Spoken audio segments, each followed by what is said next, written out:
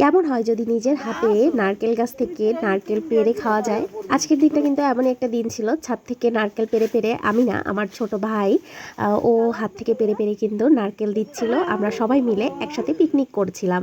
আসলে guys, picnic এটা বলা যায় কিনা জানি না, বাসায় সকাল থেকে কারেন্ট নাই এবং 9টা থেকে 5টা পর্যন্ত কারেন্ট থাকবে না এমনই একটা ঘোষণা ছিল। বাট আমরা আসলে উঠতে পারি নাই ঠিক টাইমে, যার কারণে রান্নাবান্না কেউ করতে পারে নাই। প্রতিদিন 7টার দিকে রান্না বসায় দিলে পরে 8টা 8:30টার মধ্যে রান্নাবান্না সব কমপ্লিট হয়ে যায়, কিন্তু আজকে সেটা হয়নি, যার কারণে আমরা ছাদে এসে কিন্তু পিকনিক করছিলাম আর কি।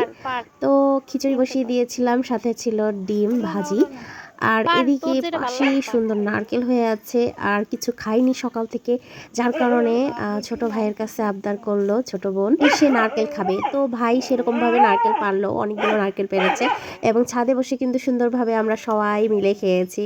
তো গাইজ, ভিডিওটা কেমন লাগলো জানাতে ভুলবে না, আর সাথে একটা লাইক দিয়ে সাথে থাকবে। ধন্যবাদ সবাইকে।